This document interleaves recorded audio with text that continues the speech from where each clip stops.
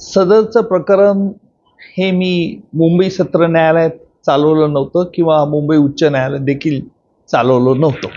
परंतु ही गोष्ट खरी आहे की 2006 साली मुंबईचा रेल्वे साखळी बॉम्बस्फोट हा एक मोठा भीषण असा दहशतवाद होता.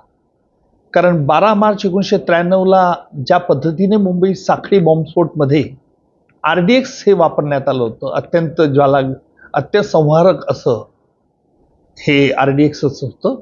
आणि अशाच प्रकारचं RDX या मुंबईच्या साखळी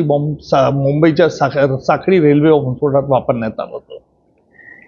सकृतदर्शनी असं दिसतंय की या संपूर्ण खटल्यात म्हणजे मुंबई सत्र न्यायालयात पोलीस अधिकाऱ्यांपुढे जे आरोपींनी कबुली जबाब दिले होते, ह्या कबुली जबाबाच्या आधारावरती मुंबईच्या सत्र न्यायालयाने त्यांना शिक्षा ठोठावली होती.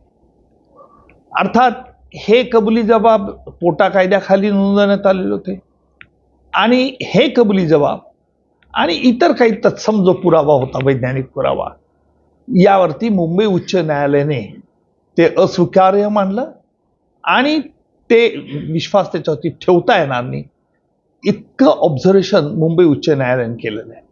अर्थात मुंबई उच्च न्यायालयाचा पूर्ण निकालपत्राचा अभ्यास करावा लागेल.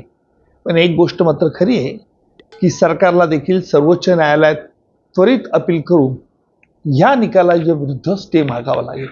कारण मुंबईच्या साखळी बॉम्बस्फोटामध्ये अनेक निरपराध लोक ठार झाले होते. त्यामुळे अशा रीतीने आरोपींची मुक्तता होणं, खटल्यातून त्याच्यामुळे खटल्यातील पुराव्यावरती विश्वास न ठेवणं न्यायालयाने, माझ्या मते ह्या गंभीर गोष्ट आहेत. याकरता शासनाला देखील हे निकालपत्राचं अवलोकन करून त्वरित सर्वोच्च न्यायालयात अपील दाखल करावं लागेल. तर काय पर्याय त्याच्या माध्यमातून जे खरे दोषी आहेत त्यांच्यापर्यंत शिक्षा होईल? असं आहे की ज्या पुराव्याच्या आधारावर मुंबईचं सत्र न्यायालय शिक्षा ठोठावतं, तेच पुरावे जर उच्च न्यायालयात टिकत नसतील तर चूक कोणाची आहे? कायद्याचं विश्लेषण करण्यात चूक झाली का तपास यंत्रणेने चुकीचा पुरावा गोळा केला होता?